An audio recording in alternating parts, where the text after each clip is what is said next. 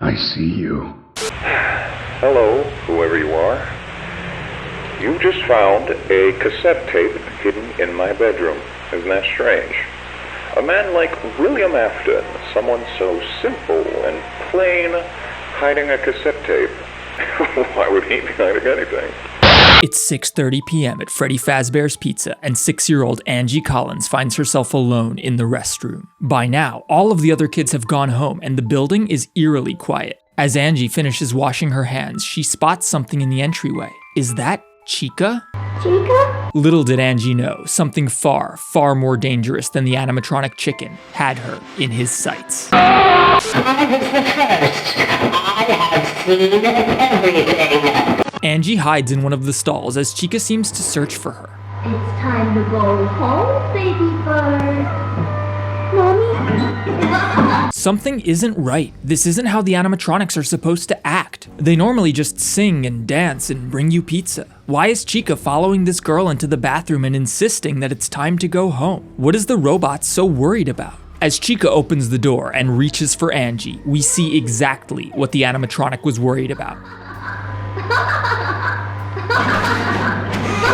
The man in the spring bodysuit. Tragically, Chica could do nothing but watch, helpless to protect the innocent girl from William Afton. However, some souls are simply not destined to rest. Michael!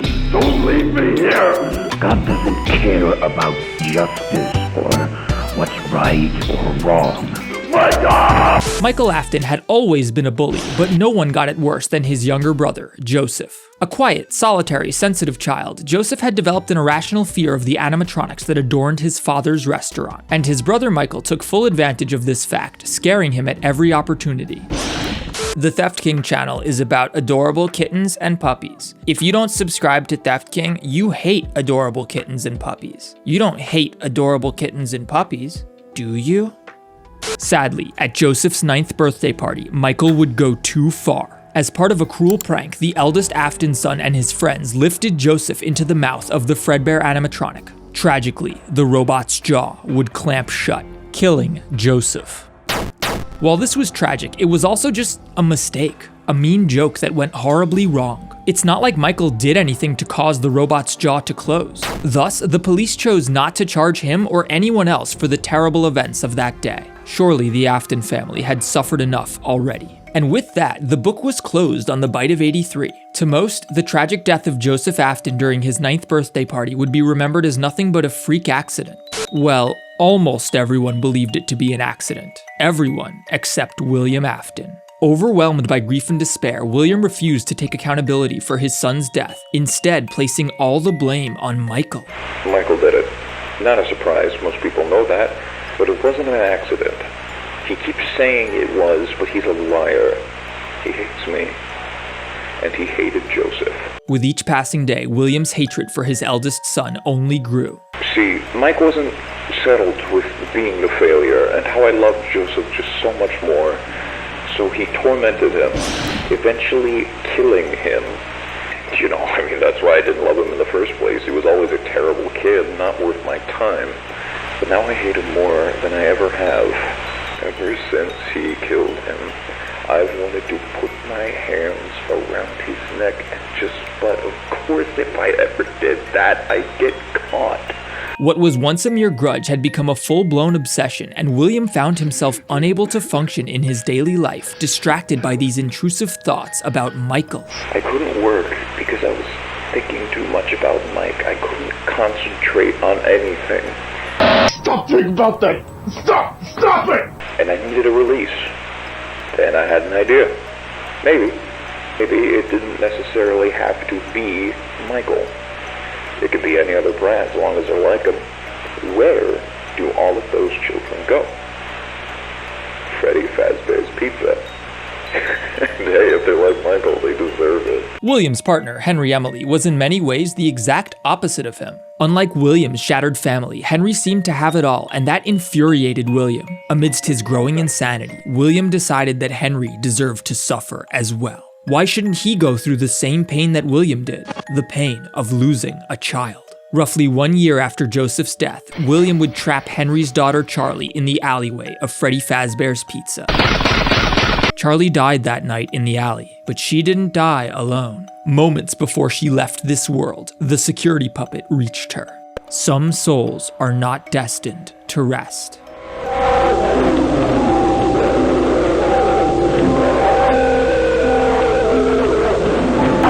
Unfortunately, murdering Charlie did nothing to sate William's desire for revenge. If anything, Afton became intoxicated by homicide. 1 year later, William would follow Angie into the bathroom of Freddy Fazbear's Pizza, killing her and stuffing her body into the Chica suit. She was only 6 years old. When Angie's brother Lucas comes looking for her, Afton kills him as well, stuffing him into the Bonnie suit. Just like with Charlie before, somehow Afton got away with it. Both Angie and Lucas's disappearances would go unsolved. Emboldened at having escaped justice yet again, Afton continued to act on these dark urges, killing 10-year-old Nicole Morales and stuffing their body into Freddy Fazbear. While Afton had escaped justice for these crimes, afterwards, technicians at the pizzeria began to notice that the animatronics were beginning to get a little bit quirky at night. The maintenance team performs a series of checks on each animatronic, and they find that they aren't responding correctly. However, when they watch the tapes back, they find that someone or something has modified the footage. This Freddy Fazbear disassembly tutorial is mostly normal until the very end. We see their chest cavity censored, no doubt full of blood and gore from Nicole's body. Climb inside the torso and accept your death. Bonnie's movement test starts off normally, with his arms and legs responding correctly. However, when they get to the eyes, Bonnie just stands there, staring. When the title card for testing the jaw disappears, we find that Bonnie is nowhere to be found, having moved into the shadows of the pizzeria. The tape's audio continues to glitch out when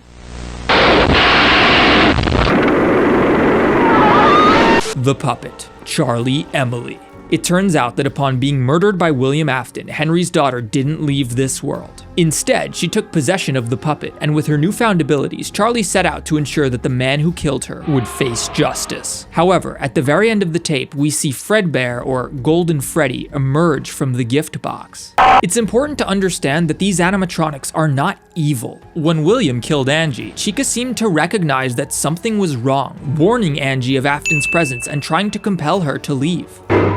It's time to go home, baby bird. Foxy is no different. The robot seems to notice that something very bad is happening. With each subsequent murder, one of the other animatronics becomes twisted and corrupted. By the end, Foxy stares horrified at Afton's work. He knows this isn't right. He knows this isn't supposed to be happening. What's the matter, Foxy? I thought you wanted an audience.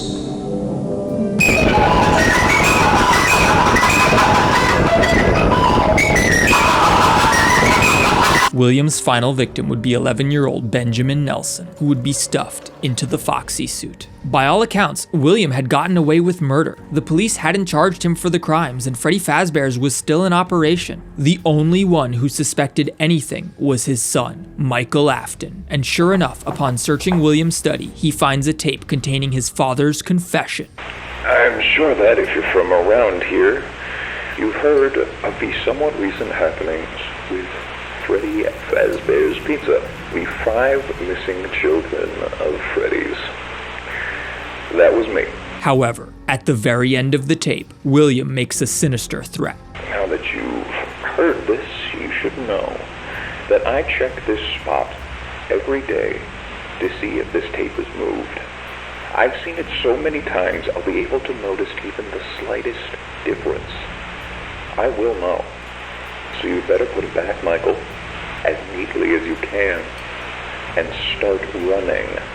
And Michael did run. He ran away from it all. His brother's death, the murders, his father's insanity, all of it. He fled. 10 years after the death of his younger brother Joseph, Michael comes into possession of the haunted VHS tapes we've seen so far, and it breaks him. It was painful enough to come to terms with the fact that his younger brother Joseph had died by his hand. It was already a nightmare having to live with his abusive father constantly blaming Michael for the accident, and when William descended into madness and began murdering innocent children at Freddy's, Michael ran away. Michael couldn't deal with it anymore. However, upon viewing the tapes, the truth becomes clear. Michael's father's victims weren't simply killed. They're trapped in the animatronic suits, experiencing perpetual torture and agony. They're suffering Finally, in the 5th tape, Charlie, via the puppet, addresses Michael from beyond the grave. She explains that with Michael out of the picture, William thought he had won. As far as he was aware, there was nobody else who knew the truth, nobody who could stop him. One night, William returned to the pizzeria with the intention of dismantling the animatronics. With the robots vandalized and destroyed, there would be nothing to tie him back to these murders, and he would be free to do as he pleased. However, upon destroying the final animatronic, Afton finds himself surrounded by the ghosts of his victims. As they chase him around the room, Afton dons the spring Bonnie suit, which for some reason seems to protect him from the ghosts. However, condensation causes the spring locks to fail, crushing Afton's body. As the life fades from William Afton, we see the ghosts begin to disappear. Afterwards, the room was sealed up, leaving Afton in the spring Bonnie suit to fade from memory. The only problem was, William Afton didn't die. Instead, he lay trapped in a room that no one knew existed, suffering in agony for decades, just like his victims. Somehow, I thought that thing would protect me. My heart stopped beating, and they put the boards back up, so there goes my only way out. We see a public service announcement in which Fazbear Entertainment proclaims that the Springlock suits have been decommissioned and will no longer be used. They also announce that Fredbear and Spring Bonnie will be retired and replaced with an entirely new cast, the classic animatronics we know from FNAF 1. With beloved characters like Fredbear and Spring Bonnie being retired and new ones showing up, some of the kids would inevitably ask questions. After the restaurant opens back up, some of our returning patrons might be confused about these changes. Where did Fredbear and Spring Bonnie go? Who are these new characters? In a situation where you are asked anything along these lines, here is what you say in reply. Fredbear does not exist. Spring Bonnie does not exist. Nothing happened to anyone. He does not exist. He does not exist. He does not exist. He does not exist. However, like the prior tapes, something has corrupted the footage. Golden Freddy. After being killed by Fredbear in the tragic accident that started this story, Joseph was not content to rest. Reborn as Golden Freddy, Joseph interrupts the VHS tape, disputing the narrator's assertions. He does not exist. I don't exist. You said you were sorry and that you loved me, but I know you're lying. You don't love me. That's what you always said. The camera begins to zoom in on Golden Freddy's limp body. I don't love you either, and I'll take you with me, so you'll know how it feels to stop existing. Unlike Charlotte, who, upon possessing the puppet, took on the role of protector, Joseph is consumed by vengeance. Furious at his brother Michael for mistreating him all those years and eventually killing him, Golden Freddy has no interest in moving on like the other souls. All he wants is to make his father and brother suffer. Tragically, because Afton was resurrected as Springtrap, the spirits of his victims still can't rest and once again find themselves trapped in the now dismantled animatronics. While the haunted animatronics are rebuilt, they're unable to access Afton and put an end to him. Thus, the children's souls are trapped for years without any hope of redemption. Each night, they roam the pizzeria, searching for the man who killed them, desperate to put an end to him and cease their unending torment. Hey, no! Years later, during the events of Five Nights at Freddy's 1, we see Bonnie and Chica, or rather, Lucas and Angie, talking amongst themselves. Hey. Hi, Lucas. Do you think it'll be him this time? I don't know. Probably not. For all we know, he might just be gone. Wherever he is, I hope he's sorry for what he did to you. I don't think he'd be sorry for anyone. Well, I hope so. He should be sorry, because you're a very good brother. And I don't want you to be sad anymore. Thanks, Angie. In one of the most touching moments in any FNAF media ever, Bonnie brings his hands to his face and starts to cry. Please don't cry. I know you're sad now, but one day you won't be. We'll go to heaven, because we're supposed to. Bonnie lowers his hands from his face. I'm so glad you don't really know what's happening. This scene is so powerful because it demonstrates that the horrifying robots are truly just scared, confused children. Seeing Lucas take dark solace in the fact that his 6-year-old sister Angie is too young to comprehend that they're trapped in hell is really tragic, especially considering Lucas himself is only 10, yet has already come to that conclusion. It really sells the idea of how agonizing and horrifying FNAF's core premise is. Undeterred, Chica asks Bonnie if he wants her to go check on the security office and see if it's Afton in there. Sure. I'll be in the back again. Okay.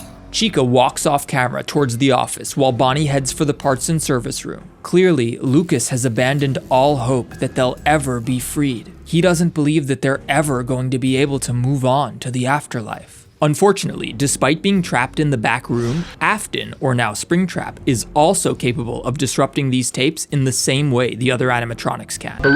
With Fredbear's having been completely overhauled into Freddy Fazbear's Pizza, the company produces a new training tape to familiarize the staff with the facility. The tape glitches out again, and the next section is simply titled, "I Am Here." The hidden room in the bathroom hallway. The boards. I'm in there. Break them. Michael, your father. I'm your father. I want to talk. I only want to talk to my boy.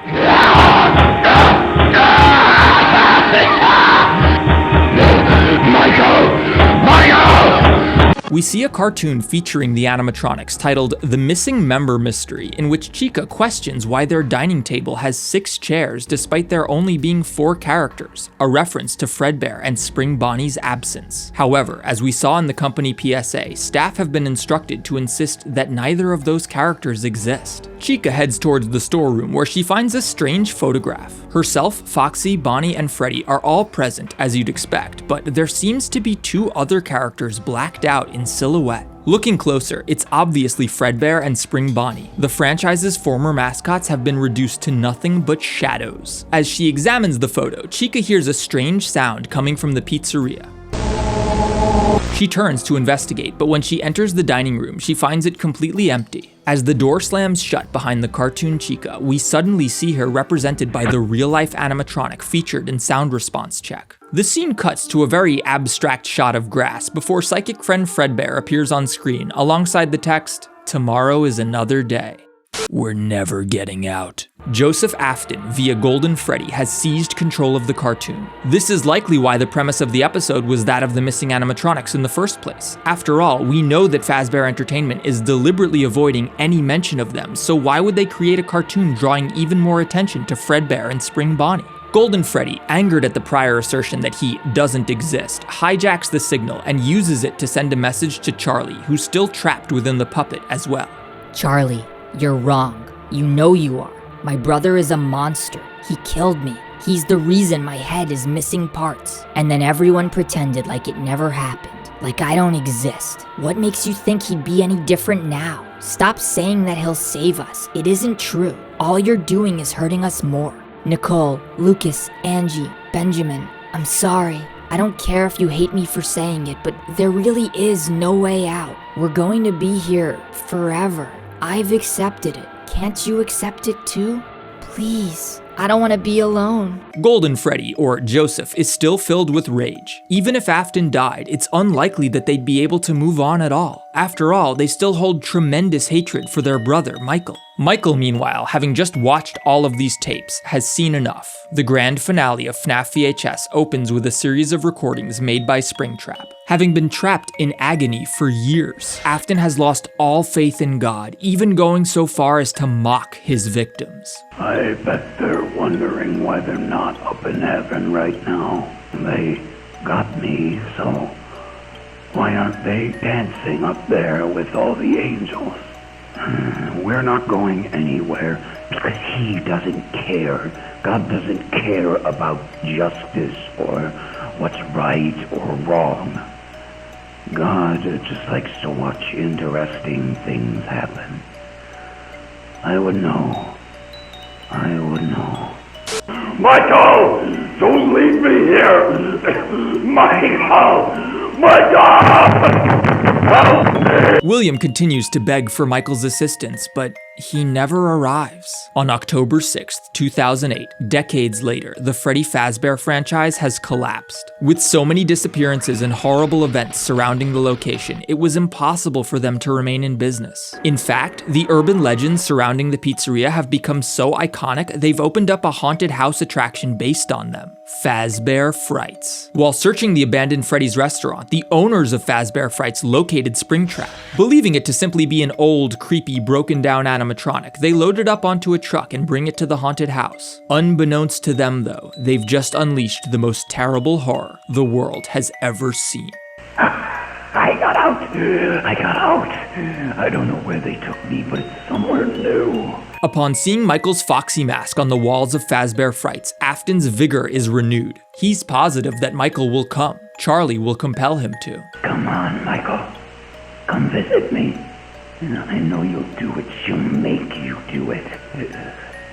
I'll give you the warmest welcome you can imagine. Sure enough, 1 week later, Michael and Charlie arrive at Fazbear Frights. I see you. Using her abilities as the puppet, Charlie provides instructions to Michael. He's close. We hear Springtrap lumbering down the hallway towards them. Keep your match alight. Be ready, Michael. Michael braces himself. For over 20 years, he has been running. From the bite of 83 that killed his brother, from the death of Charlie, his close family friend, from the 4 missing children of Freddy Fazbear's Pizza, from all of his father's crimes, from all of this suffering. Perhaps now it would finally end.